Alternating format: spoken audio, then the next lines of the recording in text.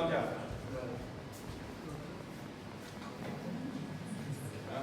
ကြကားကျက်မာရလားဟာမာရလားမာရပါဒီပဲဒီပါနော်ဒီတော့ဆိုကျွန်တော်အင်းစရာတွေကိုနားရတာဗျဒီကြောင့်ကတော့ဆက်ကြောက်ရတယ်အင်းစရာနာနော်တောက်ခုမှကျွန်တော်ဒီစီဘိုးတွေမတက်နိုင်တော့လို့ကျွန်တော်ဒီမှာဘောပုတ်ကြောင်းလိုက်တော့နည်းနည်းနီးသွားတယ်ဒီတော့အင်းစရာတွေတောက်လျှောက်လာတာနော်နှစ်နာရီလောက်ကောင်းကောင်းဝင်လာတယ်ဒီတော့ကျွန်တော်လမ်းကြီးချင်းချင်းလေးဒီလမ်းလေးကဝင်ရလမ်းရဲ့အခုတော်လေးတော့ကောင်းပါပြီဒီတန်ကြက်ကောက်လိုက်လေးဖြူသွားပြီဆိုတော့တော်လေးရင်တော့တော်တော်ဒုက္ခခံပြီးတာပြီးအောက်ကမြို့ပတ်လမ်းနဲ့ပတ်ရတဲ့အချိန်တွေမနေဘူးအဲ့ဒါမြို့ရှောင်းလမ်းဘက်ကပတ်တယ်